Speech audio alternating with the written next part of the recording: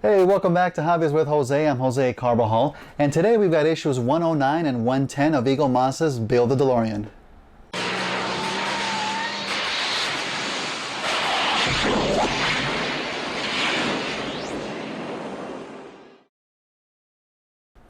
Thanks for joining me again, everyone. It's good to have you back. So here I have the parts laid out for issue number 109. Now along the top here, we have the parts for what the instructions label as the time field generator. And this piece here in particular is a die-cast metal. It's got some heft to it. Along here we have a couple of more cables pre-molded in hard plastic, some more colored cables, some wire tie, which again we're not going to be using because we have our own custom zip ties from Mike Lane, and some more screws, MM and AP screws. So let's go ahead and get started on this project. So the first thing we're going to do is take our two bundles of colored cables, and we're going to gently untwist them as we did the longer ones before and get them straightened out here a little bit.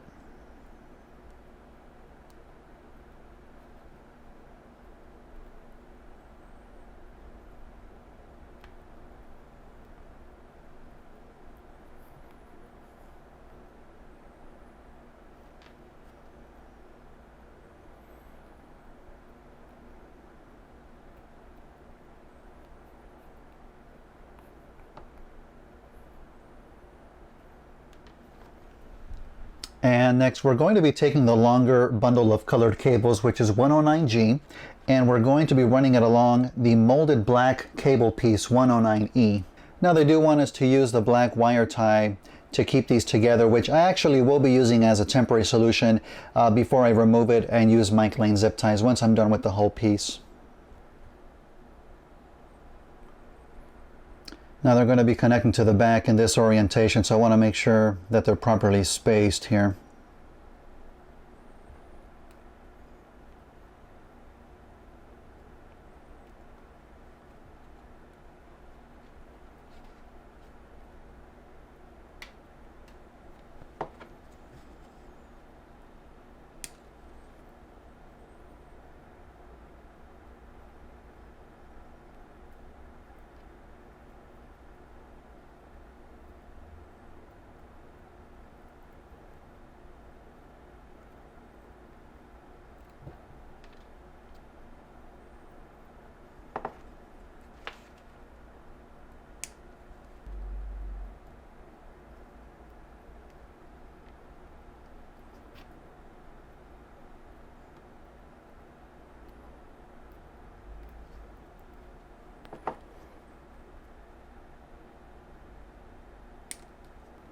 Then we take our shorter bundle of colored cables, and we're going to do the same thing with the shorter black molded cable piece as well.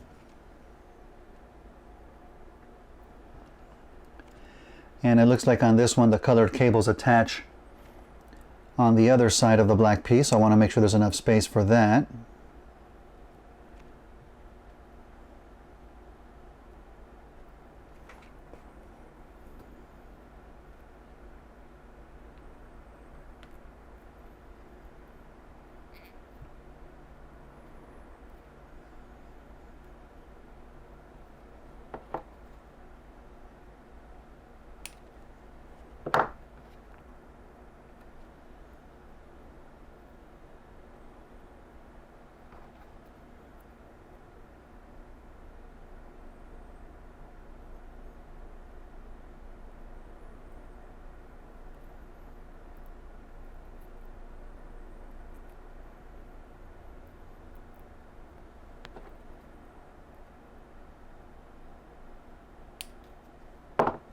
And now that we've got these two set up, let's go ahead and attach them to the vehicle. And first we're going to connect a shorter set of cables here onto the rear of this junction box and onto the second and fourth holes right here in the back.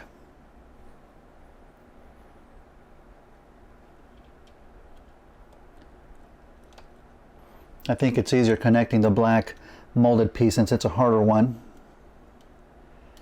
And we can connect the color cables after that. And once we have the cables in place, we'll use an AP screw to connect the black cable piece to the junction box.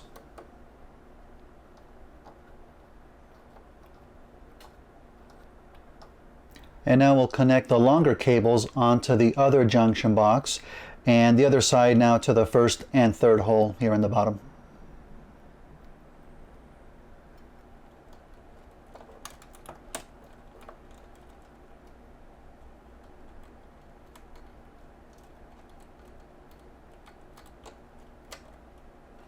And we'll use another AP screw to connect the other side.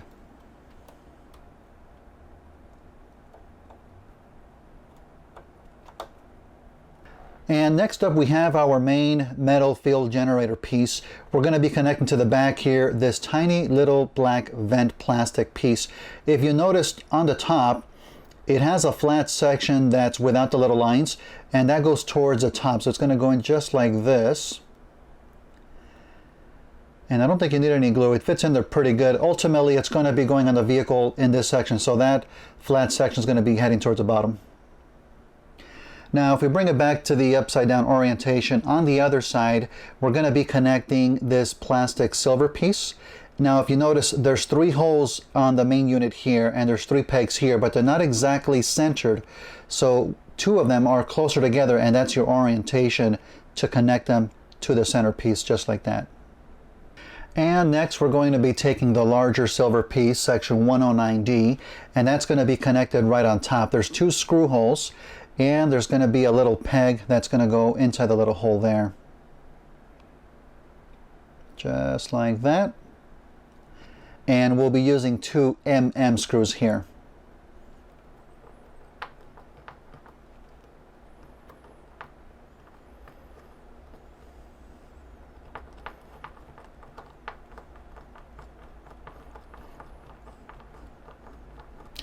And lastly, we'll take our completed piece and connect it right on top of both junction boxes and use a couple of AP screws to connect it.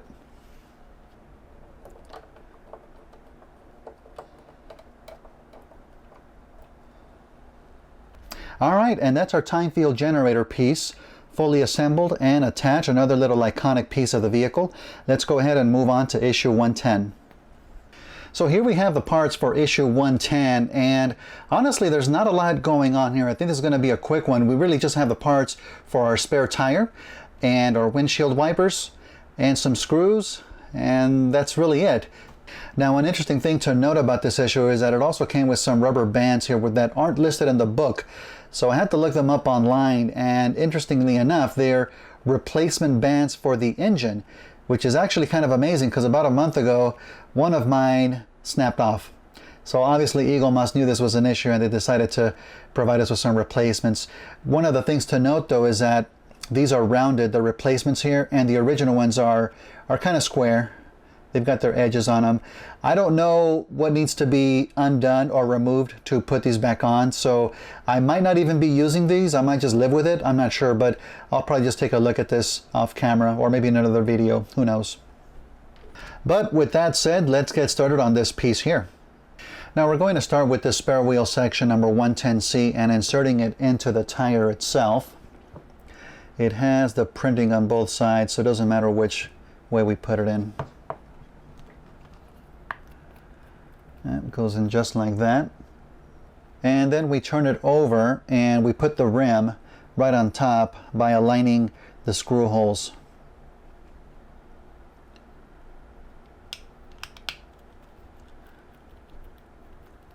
Just like that, and we'll be using some BP screws to connect these.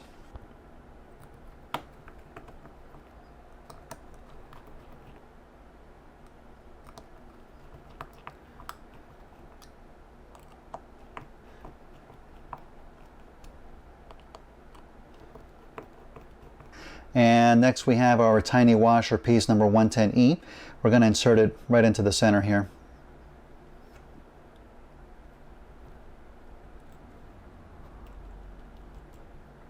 Just like that.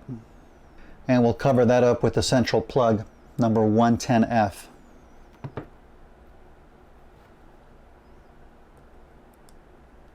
And to install our spare tire, we're going to lift the front section here. You're going to notice that I have this covering. This is another modification that I got from Mike Lane. So you can go to his website and order up one of these as well. And also the tool section that's inside. And we have the central belt that's going to go around the vehicle, so we're just going to move that to the side a little bit and just insert the tire as best we can.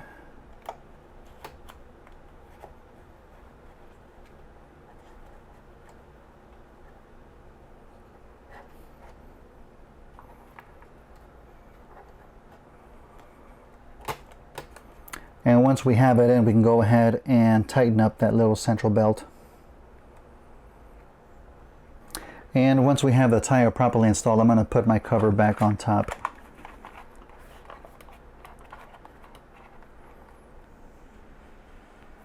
Now before we close this up, we're going to install the windshield wipers. And it looks like they are identical. There isn't one that's longer than the other one. And the booklet does label them both as parts 110F. So we're going to insert them into the holes right there in the front.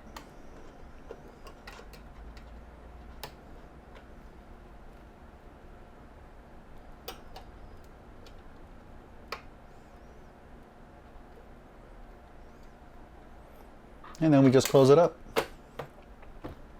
And that's it for today's build. Nothing too crazy, too fancy, but we are trucking right along towards completion here.